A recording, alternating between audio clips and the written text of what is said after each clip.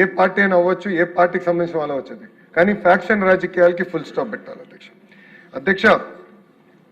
Faction అంటే రాజకీయ హత్యలు అధ్యక్ష. రాజకీయ హత్యలు ఎందుకు చేస్తారంటే ఒక కుటుంబాన్ని పెద్ద దిక్కు లేకుండా చేయాలి, ఆర్థికంగా కుటుంబాన్ని బలహీనంగా చేయాలి, అప్పుడు మొత్తం కుటుంబం రోడ్డు పైకి వస్తుంది అన్న ఆలోచనతో చేస్తారు అధ్యక్ష. 2019-24 మధ్యలో కూడా ఇలాంటి దాడులు జరిగినాయి అధ్యక్ష. ప్రత్యేకంగా ఒక విషయం, ఒక కేసు గౌరవ సభకి దృష్టికి తీసుకొస్తున్నా అధ్యక్ష.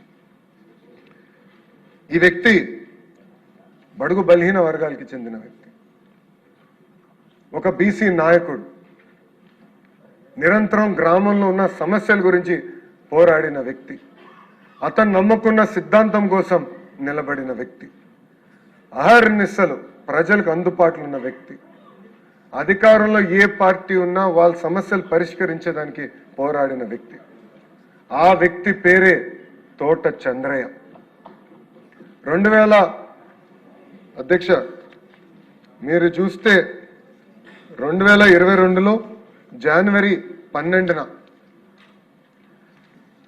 అతన్ని పైన దాడి చేసి నడి వీధిలో అతన్ని పడుకోబెట్టి ఏకంగా మెడపై కత్తి పెట్టి వాళ్ళ నాయకుడు అంటే ఆనాటి పాలకులు 2019 నుంచి 24లో ఎవరైతే అధికారులు ఉన్నారో వాళ్ళ నాయకుడు ఒక్కసారి జై చెప్పు నేను వదిలేస్తానని చెప్తే, లేదు నేను చెప్పాను, నేను చనిపోయినా పర్వాలేదు, ఆ పసుపు జెండా నా పైన పెట్టండి అని చెప్పిన వ్యక్తి తోట చంద్రయ్య.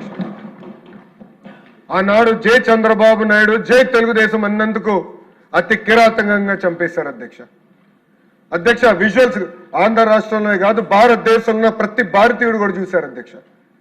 ఆ వీడియో రికార్డు కూడా ఉంది అధ్యక్ష.